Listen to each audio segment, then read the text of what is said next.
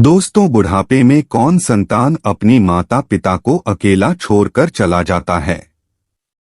प्रिय दर्शकों, आज की हमारी यह प्रस्तुति बेहद खास है और आपको इसे पूरे ध्यान से एक बार जरूर देखना चाहिए।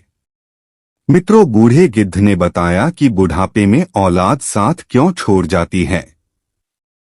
आज का वीडियो बिना स्किप किए सभी को देखना चाहिए, क्योंकि बुढ़ापा तो एक दिन सभी पर आएगा। जो आज बालक है वह कल युवा बनेगा, परसों जवान होगा और आगे फिर बुढ़ापा स्वीकार करना ही पड़ेगा। चाहे कुछ भी कर लो, इसमें किसी की नहीं सुनी जाएगी। ऐसा नहीं है कि कोई व्यक्ति अधिक धनवान है तो वह कुछ रिश्वत दे देगा तो बुढ़ापा उस पर असर नहीं करेगा। ऐसा नहीं है कि कोई बड़ा बहादुर है, लोग उससे डरते हैं तो बुढ़ापा भी उसके डर से उसके पास नहीं जाएगा। चाहे कोई ज्ञानी हो, धनी हो या बुरी हो, सबके सारे हुनर धरे के धरे रह जाएंगे जब बुढ़ापा आपके ऊपर आएगा तब। इसलिए यह जानकारी सबको ध्यान से सुननी चाहिए। इस वीडियो से पता चलेगा कि औलाद बुढ़ापे में साथ क्यों छोड़ जाती है। इस बात को समझने के लिए हमें इस कहानी को ध्यान से सुनना चाहिए। मित्रों, किसी जंगल में एक बड़ा भारी बरगद का वृक्ष था। उस वृक्ष पर हजारों भांत भांत के पक्षी दिन भर किलोले करते रहते थे। या यूं कहिए कि पूरे जंगल के पक्षी उस बट वृक्ष पर विश्राम करने के लिए जाते रहते थे। कुछ पक्षियों का तो वह वृक्ष स्थायी निवास स्थल था। उस वृक्ष पर रहकर पक्षी अपार आनंद की अनुभूति प्राप्त करते थे। कहते हैं, हम जब किसी स्थान पर या किसी व्यक्ति के साथ एक लंबे समय तक रहते हैं तो हमें उससे मोह हो जाता है। इसी तरह उस वृक्ष पर रहने वाले सभी पक्षियों को उस बट वृक्ष से मोह हो गया था। कुछ दिनों बाद जंगल सूखा पड़ गया। कई वर्षों से पानी नहीं बरसा। जंगल के वृक्ष सूख सूख कर मुरझाने लगे। वो वटवृक्ष भी पानी न बरसने के कारण सूखने लगा। समस्त पक्षी धीरे धीरे करके उस वृक्ष को छोड़कर जाने लगी। जब वो वृक्ष पूरी तरह से सूख गया, उसके पत्ते डाली टूटकर नीचे गिरने लगी, तो उस वृक्ष पर रहने वाले सारे पक्षी उसको त्याग कर किसी दूसरे स्थान पर चले गए। केवल एक बूढ़ा गिद्ध उस वृक्ष पर अकेला बैठा रह गया। उसने देखा कि वृक्ष पर रहने वाले सारे पक्षी एक एक करके वहां से जा चुके हैं। कुछ पक्षियों ने उस बूढ़े गिद्ध से भी चलने को कहा, परंतु गिद्ध ने जाने से मना कर दिया। बूढ़े गिद्ध ने सोचा कि मेरा जन्म इसी पेड़ पर हुआ है, इसी वृक्ष पर मैं खेल कूद कर बड़ा हुआ हूँ, मेरे जीवन के सारे सुख इसी वृक्ष ने दिया है। आज जब इसके ऊपर विपत्ति है तो मैं इस विपत्ति में छोड़कर अकेला कैसे चला जाऊं। इस वृक्ष ने मुझे पल पोष कर बड़ा किया है, दुख सुख में मेरा साथ दिया है। मैं इस वृक्ष का ऋणी हूँ, मैं मरकर भी इस वृक्ष को छोड़कर नहीं जाऊंगा। वे लोग बड़े खुदगर्ज होते हैं जो अपने माँ बाप को बुढ़ापे में छोड़कर चले जाते हैं या परदेश में रहकर सुखपूर्वक जीवन यापन करते हैं। घर पर अपने बड़े जनों को भूल जाते ऐसी संतान के लिए धिक्कार है जो अपने माँ बाप के बुढ़ापे का सहारा नहीं बनते। सोचो, जब तुम असहाय थे तब तुम्हारे माँ बाप ने तुम्हारा साथ छोड़ा था। जब तुम बीमार हुए थे तब वे तुम्हें छोड़कर कहीं गए थे क्या? जब तुमने किसी से झगड़ा किया और तुम संकट में पड़ गए थे तो क्या तुम्हारे माँ बाप ने तुम्हें अकेला छोड़ा था? जब उनके मन में किसी अच्छी चीज को खाने की इच्छा उत्पन्न हुई थी तब उन्होंने वो चीज तुम्हें छोड़कर कभी अकेले खाई थी क्या? आज वे बूढ़े हो गए तो तुम्हें उनसे घृणा होने लगी। तुम्हारे लिए उन्होंने इतना किया, तुम उनके लिए इतना भी नहीं कर सकते कि उनके बुढ़ापे की लाठी बन जाओ।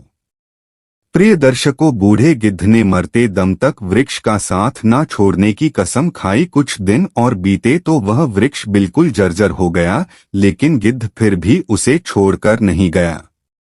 दिन में थोड़ा इधर उधर घूमकर अपना भोजन जुटा लेता था और शाम होने पर उसी सूखे हुए वृक्ष पर आकर बैठ जाता था।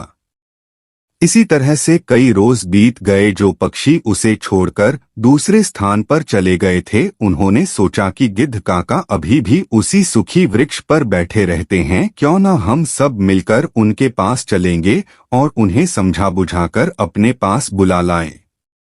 यही सोचकर कुछ पक्षी बूढ़े गिद्ध के पास गए और उन्हें अपने साथ चलने का आग्रह किया। कहने लगे, गिद्ध काका, तुम कहाँ इस सूखे हुए वृक्ष पर बैठे रहते हो? इस वृक्ष का जीवन खत्म हो चुका है, मरे के साथ में मरना कहाँ की समझदारी है। कहते हैं वही जीव का श्रेष्ठ है, जिसमें धर्म की हानि ना हो। वही देश श्रेष्ठ है, जहाँ कुटुंब का पालन हो सके। ये वृक्ष बिल्कुल जर्जर हो गया है, दीमक इसे रात दिन गलाए जा रही है। किसी दिन हवा के तेज झोंके के साथ यह गिर जाएगा, फिर तुम कहाँ जाओगे? विद्वान लोग कहते हैं कि शत्रु, कर्जा, अग्नि, बीमारी, इन चारों को समय रहते दवा देनी चाहिए। जो इनसे अपना समाधान नहीं करता वह बेमौत मारा जाता है। ठीक इसी प्रकार तुम्हें भी इस वृक्ष को छोड़कर किसी खुशहाल स्थान पर अपना निवास बना लेना चाहिए। मित्रों, समस्त पक्षियों के समझाने पर भी बूढ़ा गिद्ध उस वृक्ष को छोड़ने के लिए तैयार नहीं हुआ। कहने लगा, भाइयों, यह वृक्ष मेरे माँ बाप के समान है। मेरे माता पिता मुझे जन्म देकर इसी वृक्ष पर मुझे छोड़कर चले गए थे। उनके जाने के बाद मैं इसी वृक्ष पर खेल कर बड़ा हुआ हूँ।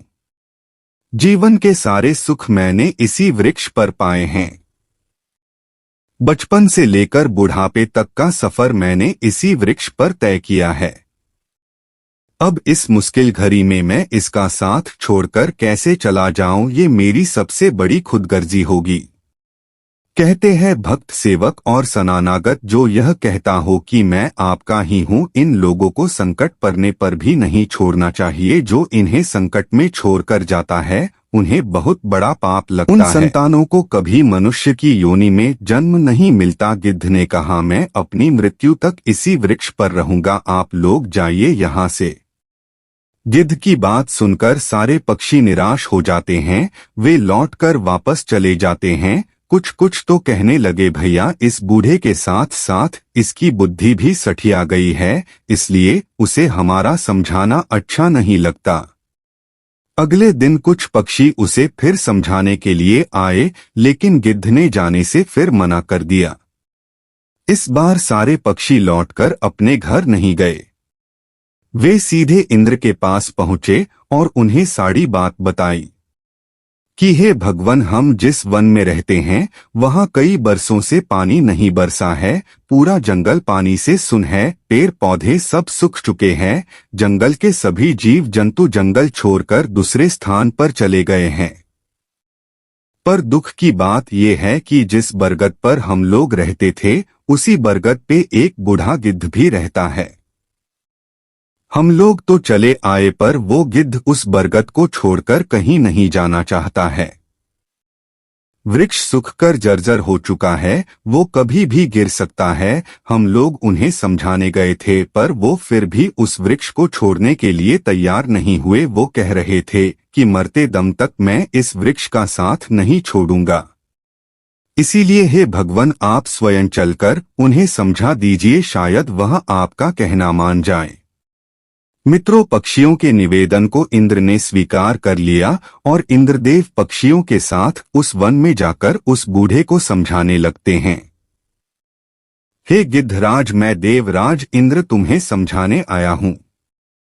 यह वृक्ष बहुत ही जर्जर स्थिति में पहुंच गया है। इसकी डालियां सूखकर गल चुकी है। इस पर छाया के लिए एक भी सूखा पत्ता नहीं बचा है और आप भी बहुत बूढ़े हो चुके हो। किसी दिन यह वृक्ष गिर गया तो आपकी मृत्यु हो सकती है। इसलिए इस वृक्ष को छोड़कर किसी सुरक्षित स्थान पर चले जाइए। प्रिय दर्शकों, इंद्र की बात सुनकर बूढ़ा गिद्ध कहने लगा, हे भगवान, एक बात बताओ, जब मेरा जन्म हुआ था तो मेरे माता पिता मुझे इसी वृक्ष पर छोड़कर स्वर्ग सिधार गए थे। मैं जब असहाय था तो मुझे इसी वृक्ष ने पल पोष कर बड़ा किया। मैं इसी पर खेला खुदा हूँ, इसी पर रहकर सारे सुख उठाए हैं। इसी वृक्ष पर रहते रहते मैं बूढ़ा हो गया। मेरा पूरा जीवन इसी वृक्ष की छांव में बीता है। आज जब इस वृक्ष पर विपत्ति आ गई तो मैं इसे छोड़कर कैसे चला जाऊं। अक्सर लोग यही करते हैं कि विपत्ति आने पर गरीबी में अपने हितों का, अपने बंधुओं का साथ छोड़कर चले जाते हैं। मतलबी लोगों की तरह नहीं हूं मैं। मरते दम तक, आखिरी सांस तक अपने माता पिता के तुल्य इस वृक्ष का साथ निभाऊंगा। गिद्ध का ऐसा अद्भुत प्रेम देखकर इंद्र बहुत खुश हो जाते हैं और कहते हैं, हे गिद्धराज, मैं तुम्हें वरदान देना चाहता हूं, बताओ तुम्हें क्या चाहिए। तब गिद्ध कहता है, हे भगवान, यदि देना चाहते हो तो मुझे वरदान नहीं चाहिए, इस बरगद को वरदान दे दीजिए ताकि यह हरा भरा हो जाए, इसके आयु बढ़ जाए। मैं तो वैसे भी बूढ़ा हो चुका हूँ, थोड़ी बहुत दिन का जीवन शेष बचा है। मेरे बाद इस वृक्ष की छाया में हजारों पक्षी सुखी रहेंगे, सबका भला होगा तो मुझे भी खुशी होगी। गिद्ध की बात सुनकर इंद्र ने उस वृक्ष को फिर से हरा भरा बना दिया। पूरे जंगल में पानी बरसा दिया, सारे जंगल के वृक्ष फिर से हरे भरे हो गए, चारों तरफ हरियाली छा गई। जो जीव जंतु पशु पक्षी जंगल को छोड़कर चले गए थे वे फिर से उसी जंगल में लौट आए। सारे पक्षी उसी बरगद पर आकर कल कल करने लगे। सब पक्षी उस बूढ़े गिद्ध काका की खूब सेवा करने लगे, उनके लिए भोजन पानी सब वही लाकर देते थे। मित्रों, इस प्रकार गिद्ध का शेष जीवन सुखपूर्वक बीत गया।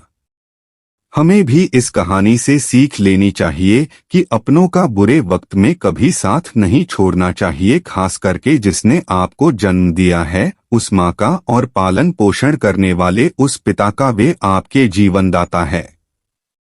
आपको पाल पोस कर बड़ा करने में उन्होंने बहुत तकलीफ उठाई है। उनके बुढ़ापे में यदि आप उनका सहारा नहीं बन पाए तो यह जीवन किसी काम का नहीं रहेगा।